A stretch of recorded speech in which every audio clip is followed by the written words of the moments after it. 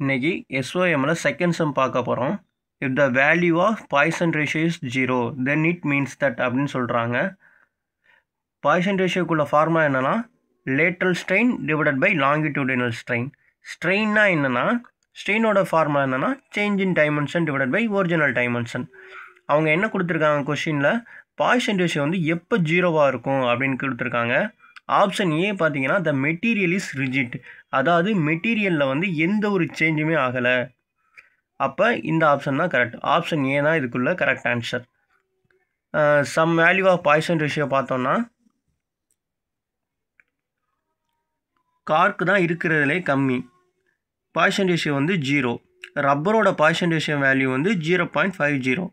ஸ்டீலோட poison ratio value வந்து 0.25 to 0.33. அலுமினியத்தோட Poisson ratio value 0.32. கான்கிரீட்டுக்கு μ = 0.20.